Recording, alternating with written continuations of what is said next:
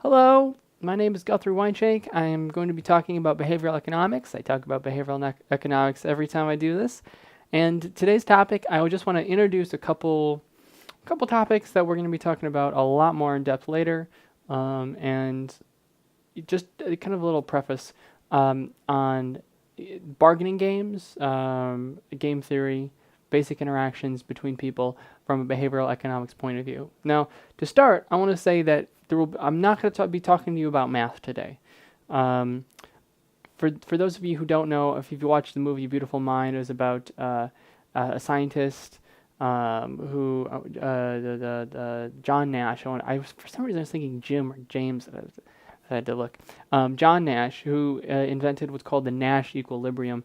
And I, again, if you really want to learn about game theory, which I really suggest you do because it's fascinating stuff, there are other YouTube videos that will do a much better job explaining game theory than I can. So I'm not going to. I'm just going to, I'm touching on it. Just know that it's a part. But when it comes to behavioral economics, I wanted to introduce this as a subject because of a broader thing called basically choice architecture or decision architecture, which is if you're creating something, you're the architect. It's like you're building a beautiful house, and in each room there's a way you can set it up that provides the person in the room with clues and context and points them perhaps in a direction of which way they should choose. And you can architect that using behavioral economics. So again, from the most basic perspective, let's say I want people to purchase, the red pens over the blue pens. Well, I have a big sign for red pens and a small sign for blue pens. That's a very simple example of basic choice architecture in which the person is making a choice and I am influencing their choice through the architecture of how I set up their decision-making process. So that's, most of the stuff we talk about, we're talking about one person. But stuff really gets interesting when you start talking about the interactions between multiple people. And that really should not be discounted.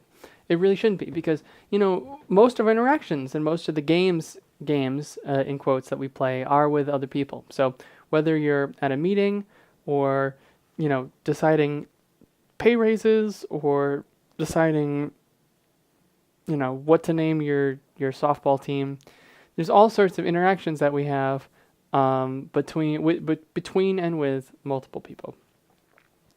So I want to talk today just about one specific game that you can play that uses game theory to come to some conclusions.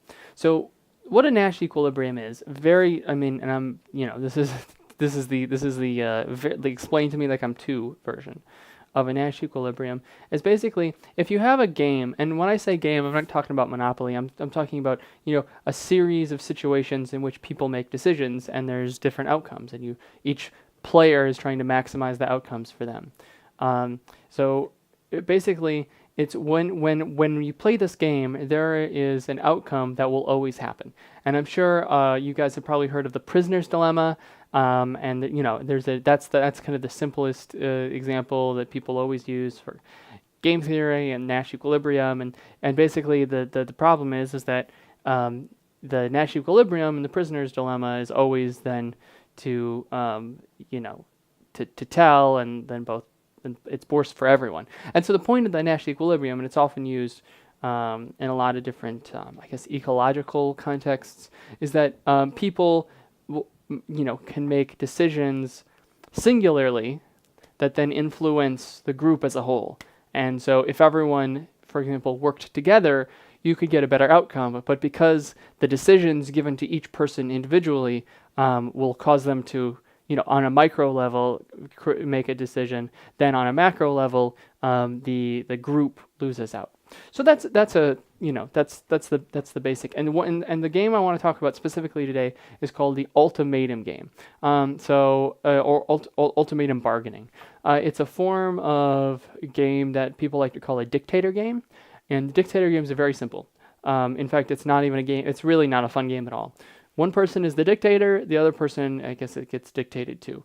So you give a certain amount of money to the dictator, and you tell the dictator, you get to choose the split. You can keep all of it, and then you're going to give however you split it goes to the other person. So let's say I give you I give you $100, and you just say, let's split it 50-50.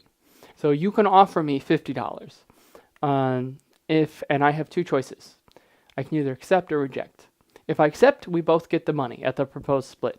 If I reject, neither of us get anything. Okay, so it's a very, very, very simple game.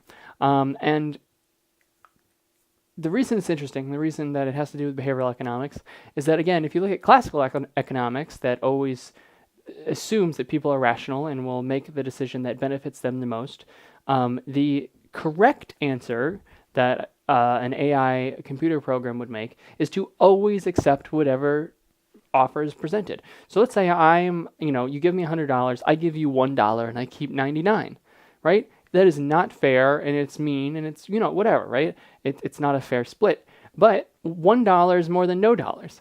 If I reject the offer, I get nothing. If I accept it, I get one. That's why it's a dictator game, because in theory, the dictator should always win. And the AI program, of course, would accept the dollar, because I am a dollar richer than normally. The behavioral economics twist in this is that in real life, that doesn't happen. We humans are mean, spiteful creatures. And if someone offers us the dictator game, and we get $100, and I offer you one, and I keep 99, I will reject it out of spite. Now, this is especially true if there's history, right? Not if you just play the game once with one person, but let's say you play the game 10 times, right? And in that situation, there's more of it actually does make strategic sense.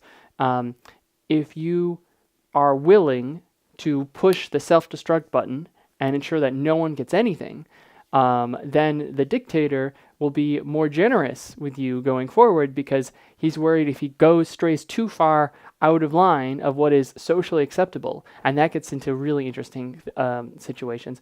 And we'll talk much more about a specific study in which they studied this. And I mean, the cliff notes is that they found that whatever group you put in created a community, even if it was just a group of participants playing a stupid game in a lab. And that community determined, there was basically a society, and it decided what was fair, what was right, and what was wrong. And if a participant strayed too far out of what was acceptable, then the rest of the group who had the opportunity would punish that person. So punishment happened when you strayed too far out. And so in the same way, even when it's two people, you create a standard, a community standard. And so maybe that's, you have to give me at least $10 out of your 100, or $5. But if you only give me one, if that's unacceptable, and then I will hit the self-destruct, and neither of us will get anything. So, and that's why it's really interesting, because you really shouldn't underestimate how much people will give up to spite someone. But it's also a very important lesson in power. It's a very important lesson when you're creating something and you want to make sure things are equitable. I guess I'll jump straight to the to the outcome, and we'll get back to this. So if you want to create a culture of trust and sharing, you must easily allow for public shaming and retaliation. So, and I'll get into the details in just a second here. But just know that when you're creating something, you really need a mechanism for people to express their discontent, and to express with the man, and to be able to shame and retaliate against that person. And that creates actually a community of trust, ironically enough. Without that forum to push back and to voice your grievance, that's when you get abuses, and then no one will trust anything. So I just wanted to start by saying the first bargaining game. I want to talk specifically about a paper by Guth, Schmideberger, and Schwartzer in 1982, in a paper called an experimental analysis of ultimatum bargaining. And so they're not the first person to invent this, but they definitely get a lot of credit for popularizing the ultimate bargaining game, and that's the game I just suggested, where I have money, I offer you, you can either accept or reject, and then if you accept, we both get money. So there was a follow-up paper to that, and there's been a lot of follow-up papers, but specifically a paper by Berg, Dickhout, and McCabe entitled "Trust, Reciprocity, and Social History." So they ran a derivative of the Ultimatum game, and they had subjects in room A and room B, and they gave $10. Okay, so in room B, they pocket the money. They just get to keep the money. In room A, they have to decide how much to send to their anonymous counterpart in B. What's interesting is that whatever A sends to B is tripled. So this is a little confusing, but 2 rooms, B and A. In B, everyone gets $10. In B gets to keep the $10. A has to decide if they're going to send money to B. Anything they send is tripled. So it's in the best interest of B for A to send all their money. But then B gets to choose how much to send back to A in return. So the second half of this game is a dictator game, because B has, at that point, all the money, and it can choose to send anything to A or send nothing to A. But it is in everyone's best interest, because the amount gets tripled, for A to send all their money to B. So it's an element of trust, and it's an element of dictator. What's interesting is that the optimal strategy for A, if you're looking strictly from the AI perspective, is to never send any money to B, because there's no guarantee B will send you anything back. The optimal strategy for B, so B, everyone starts with $10, so B, you're at $10. If A sends you $10, again, that's tripled, you then have 30 plus your 10, you have 40. And then you stop. Why would you give anything back to A?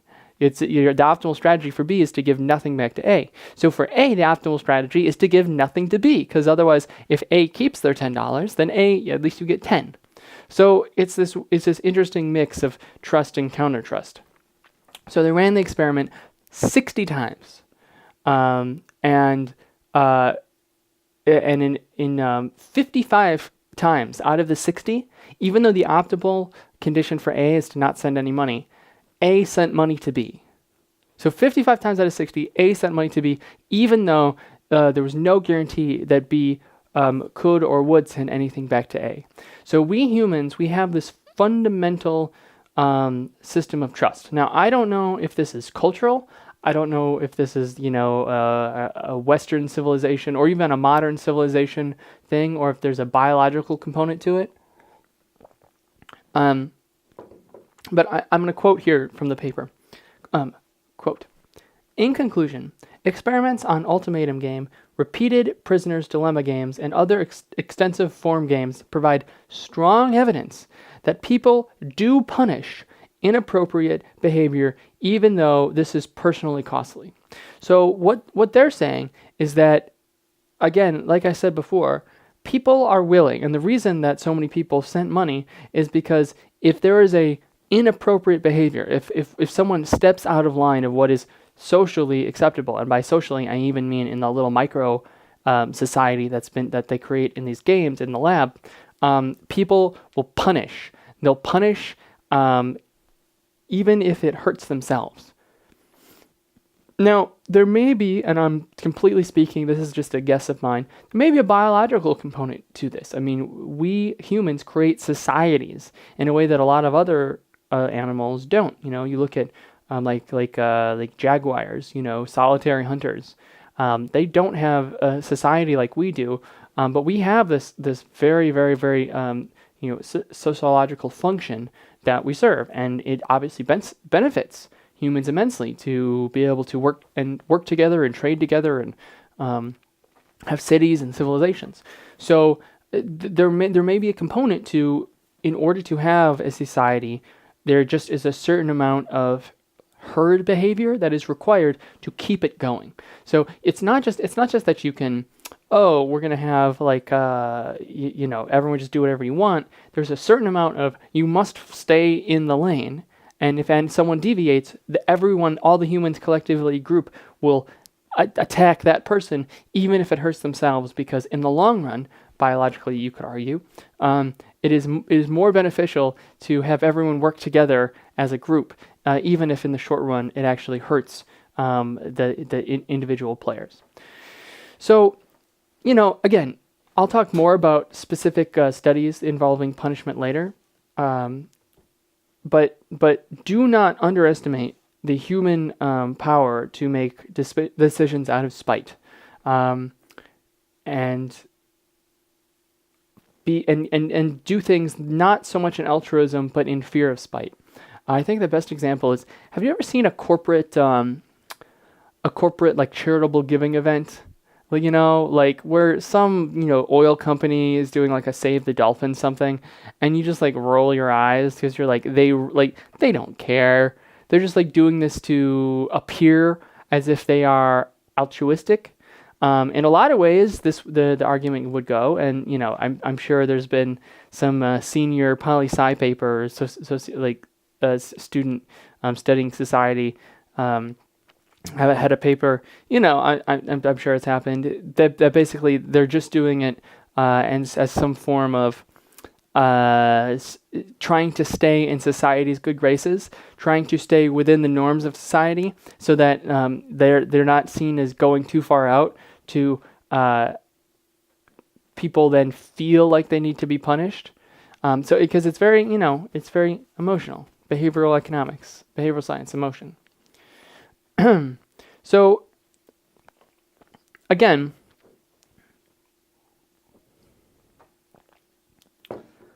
I want to quote from the paper again. In sum, our results suggest that altruism is not statistically significant motivating force in determining trust-like behavior, both across all subjects and for a specific group of players. So it's not kindness that's causing things, okay? It is a fear of retribution. Altruism actually has nothing to do with it. So when you are talking about, so often, people are trying to set up the best systems that are fair, that are nice, if you think of like YouTube comment sections, there is a certain benefit to having strong, healthy, vibrant, good communities. And how do you, do that? A lot of online communities especially rely on the natural altruism of others. They rely on people naturally being nice. But people aren't altruistic most of the time. And again, altruism, for those who may not know, it's basically Jesus. That's the turn the other cheek. I'm going to be nice just to be nice. I'm being naturally giving. So people aren't altruistic, especially when they can directly benefit from keeping from others. So if I said, hey, you can here's $100, you can keep it, or you can give it to the homeless person down there. The altruistic thing is to give it to the poor person down the street. And of course, most people will not do that. Now, if there was public pressure, if there was a news camera on them, if their friends were watching them, maybe they would. And in fact, there's a good argument to be made that a lot of altruistic behavior is actually selfish in nature, to make others feel as if we are giving, we are being altruistic to encourage that it's like a big sign, okay? I am part of the community. I am within the societal norms. I am encouraging group behavior. Think better of me. So a lot of altruistic behavior is in fact self-motivated, so that others feel it's like I'm on this team. And we can talk a lot more about teams and society later. So again, and I mentioned this before, just to sum up, if you want to create a culture of trust and sharing, you must easily allow for public shaming and retaliation. And that seems so counterintuitive. You would imagine that if you want a culture of trust, what you need is for everyone to be really nice. But in fact, what you need is people to be scared of stepping out of line. And if you look at online communities, that's the perfect example. If you're anonymous, there's no way to shame you. There's no way to punish you. There's no way for those who step out of line of the community standards to then be put out of place, even if that harms everyone else. So in communities online that have been successful at restoring, again, of creating a culture of trust and sharing, there has to be something at stake. There has to be a way for those who step out of line to be punished. And ironically enough, that's what makes everyone nice and altruistic. So, you think about some of the nicest places on Facebook, or places on the web where people at least are somewhat cordial. It's places where there are things at stake, like Facebook. Now, obviously, there are arguments at Facebook, but compare that to like anonymous YouTube comments where people are dropping like horrible swear words and insults. There's at least on Facebook, there's like a level. Yes, people argue and fight, and you're posting Trump things and Hillary things, and like it cannot be fun. But there's like a line that you don't cross. You don't feel like you can put anything on Facebook. And there is this community standard because people actually know who you are. Now, one thing I should just say, I think I made this clear, but retaliation doesn't have to be monetary. Obviously, you can have retaliation in PR loss, in any and whatever the standard is that the community sets, anything that would negatively impact you. So as long, if you violate the community rules, we together as a community will punish you. Now, the problem is, of course, is that if there is no community punishment, if the community doesn't band together to collectively punish those who are selfish, the selfish act will always win. And in systems and markets with especially greedy or immoral behavior, you often see that in the community, the bad actor is not acting together and taking action to enforce community standards. So basically, if you look at, I'm trying to think off the top of my head of a market that's especially greedy, you see a lack of ability to collectively punish. If I'm trying to think of, you think of like monopolies, okay? The telecom industry in the United States, where they can just basically do whatever they want, is because there's no way to punish them. You can't switch to a different provider, and that's the big argument against monopolies in general. But whenever you have these systems of power in which there's no way to shame or express your grievances again, that's the problem with shaming. Shaming only works if the person you are shaming feels shame and public pressure to do something because there's something on the line.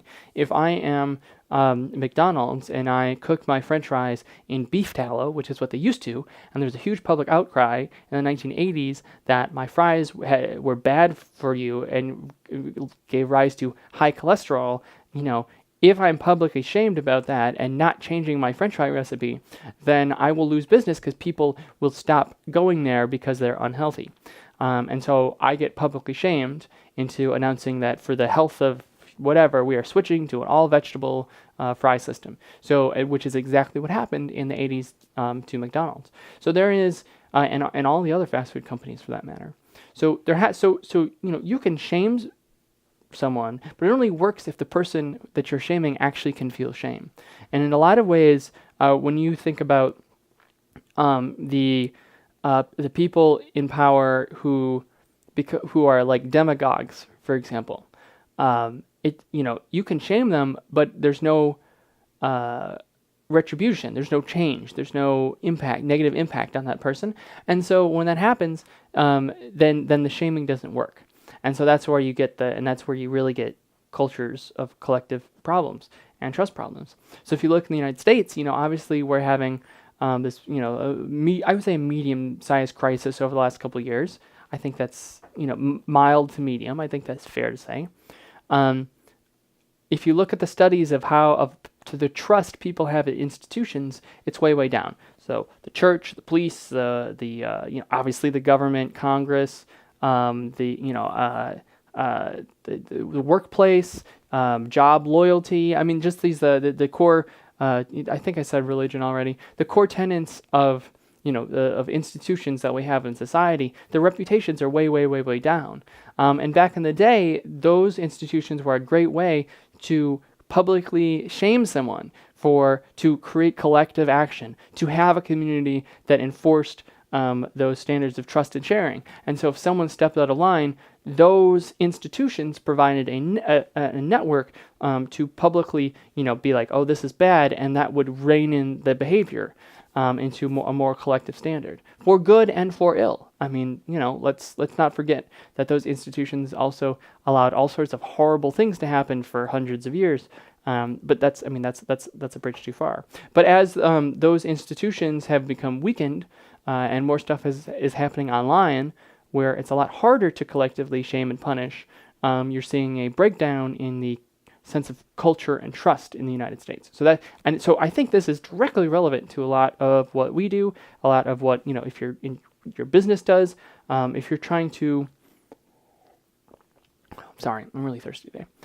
If you're trying to create, let's just stick to creating a healthy corporate culture, and we do a lot of stuff with a lot of businesses, and the number one problem across all the businesses that we do is a lack of good corporate culture. Most businesses have a horrible corporate culture. People do not like working there. People do not like the systems that they have in place. People do not like the silos. And honestly, there's very, very little trust and sharing. And I think a big problem for that is that everyone walks on eggshells all the time. If you think of like the end of the year reviews that people give, and they're always you work so hard, everyone's getting 10 out of 10s and gold stars and all this kind of stuff. And not to say that, people should be like more that people are in a always praise culture. I don't want to make that point, but you have to be able to shame and retaliate against someone for doing bad things in the company to actually have a culture of trust. If someone screws up something in their workplace, you have to be able to tell someone and have action happen. And obviously you can do that in a positive way. There are negative ways to do that. But if that doesn't happen, what happens is that everyone then just starts doing not a bad job, but the bridges of trust and the feelings that what I do matter, and that I have influence, and that I am part of a society, that I'm part of a group, break down, and I'm just a cog in the machine. I don't actually matter here, and maybe you don't. So it is a little counterintuitive, and it's not what people are used to thinking about. But if you want to, in whatever organization you're doing, and I'll put it in a bow, and I'm sorry for the rambly post, but if you want to create whatever it is, a culture of trust and sharing, you can't rely on altruism.